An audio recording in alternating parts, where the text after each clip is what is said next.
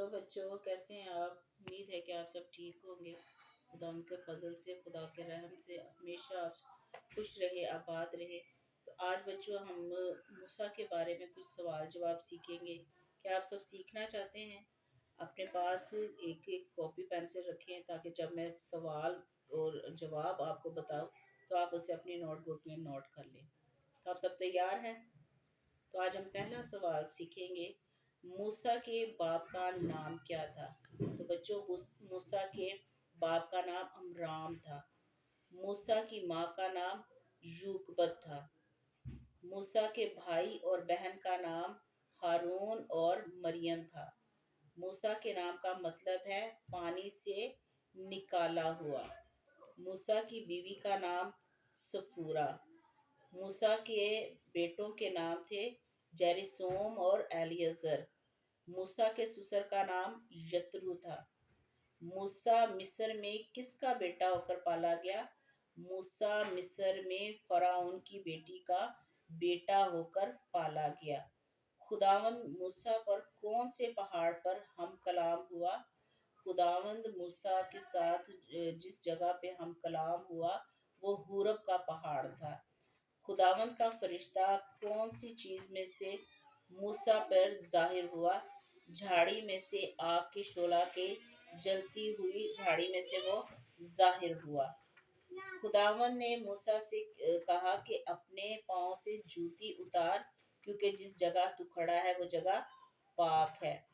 اور موسیٰ جب فرعون کے ساتھ ہم کلام ہوا، اس وقت موسیٰ کی عمر 80 سال تھی۔ اور ہارون جب موسیٰ کے ساتھ فرعون کے محل میں گیا، اس وقت ہارون کی عمر 83 سال تھی۔ خداوند نے موسیٰ کو اپنا نام بتایا کہ میں جو ہوں سو ہوں۔ خداوند نے موسیٰ کو فرعون کے پاس جب بھیجا تو اس نے 2 نشان اسے دکھائے، ایک تو لاٹھی کا سانپ بن جانا اور دوسرا ہاتھ برف کی مانند کوڑ سے سفید ہو جانا، کہ جب تو فرعون کے پاس جائے گا تو تیرے پاس ہی یہ 2 نشان ہے اور ان نشانوں سے تو جان سکے گا کہ میں تمہارے ساتھ ہوں۔ فرعون سے جب موسیٰ فرعون کے محل کو چھوڑ کے گیا تو اس نے جہاں پہ جا کے بسیرا کیا، وہاں پہ اس نے ایک شخص یترو یعنی اپنے سسر کی بھیڑ بکریوں کو چرایا، یعنی اس نے اس کے بعد چرواہے کا پیشہ اختیار کیا۔ ہارون کو موسیٰ کا خدا نے کیا ٹھہرایا تھا؟ جو ہارون تھا وہ موسیٰ کا پیغام پہنچانے والا تھا، یعنی اسے پیغمبر کہا جاتا ہے، کیونکہ موسیٰ کی زبان کند تھی۔ موسیٰ صحیح طور سے بول نہیں سکتا تھا، اور موسیٰ نے جب خداوند سے کہا کہ خداوند میری زبان تو کند ہے، میں بول نہیں سکتا، تو پھر خداوند نے ہارون کو موسیٰ کا پیغمبر ٹھہرایا، اور خداوند نے موسیٰ کو فرعون پر خدا ٹھہرایا تھا، یعنی جو موسیٰ ہے وہ فرعون کے لیے کیا بن گیا؟ خدا بن گیا، کیونکہ موسیٰ نے بڑے بڑے خداوند کے کہنے کے مطابق معجزے کیے تھے، یعنی ان کے سامنے وہ سارے کام کیے جو خداوند نے اسے اختیار دیا تھا۔ اور جب بنی اسرائیل مصر میں گئے تھے تو اس وقت ان کی تعداد 70 لوگوں کی تھی، اور صرف 70 لوگ مصر میں اس وقت گئے تھے، یعنی یعقوب سمیت اس کے بیٹے، اس کی بہویں، ان کے بچے، یہ سب 70 لوگ تھے۔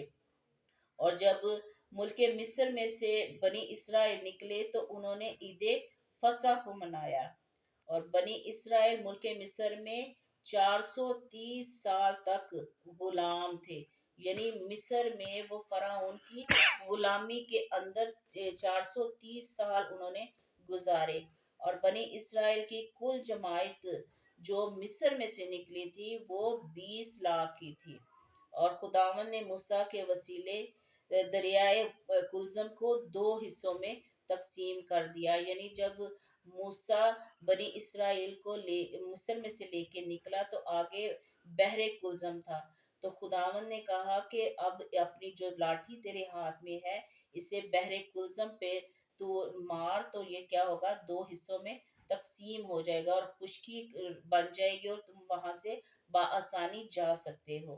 मूसा ने मुल्क कनान का हाल दरियाफ्त करने के लिए 12 लोगों को भेजा था, क्योंकि वह जानते थे कि जब हमने मिस्र से निकल के दूसरे मुल्क कनान में जाना है, जिसका देने का वादा खुदावन ने हमारे बाप दादा से किया था, तो मूसा ने चाहा कि हम उस मुल्क का पहले हाल दरियाफ्त करें। तो उस मुल्क का हाल दरियाफ्त करने के लिए मूसा ने 12 लोगों को भेजा, और उन 12 लोगों में से 2 लोग ही अच्छी खबर को लेके आए, और उन जो जो 2 लोग अच्छी खबर लेके आए थे, उनका नाम था यशवा और कालिब।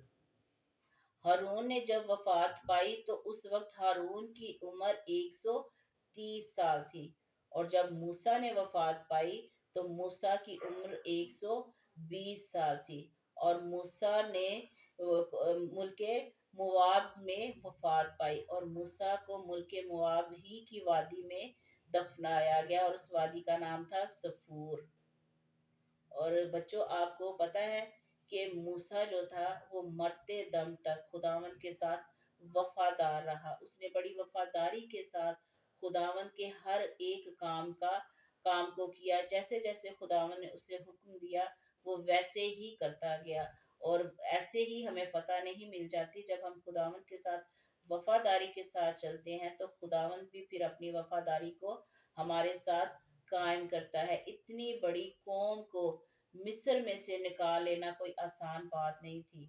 ये खुदावंद ही का हाथ था जो मूसा के ऊपर बड़ा हुआ था, और खुदावंद ने मूसा को अपनी अपनी कुवत से, अपने जोर से भरे रखा, कि वो 120 साल का होने के बावजूद भी वो सेहतमंद था। ना तो उसकी आंखें चुंदलाई और ना ही उसके जिस्म के अंदर कमजोरी आई। और जब वो मिस्र में से निकले तो खुदावंद मूसा के आगे आगे चलता रहा, उन्हें रहनुमाई देता रहा कि कैसे कैसे आप लोगों ने ये सफर तय करना है, कैसे कैसे खुदा उनके साथ साथ चलता रहा। तो बच्चों, अगर आप चाहते हैं कि खुदावंद भी हमारे साथ रहे, हमें हर काम में फतह बख्शे, हमारे आगे आगे चले, तो हमें खुदावंद के साथ चलने की ज़रूरत है। उसके हुक्मों को मानने की ज़रूरत है, उसके हुक्मों पे अमल करने की ज़रूरत है, ताकि हम भी मूसा की तरह खुदावंद के नाम को इज्जत और जलाल देने के लिए आगे बढ़ते चले जाएं।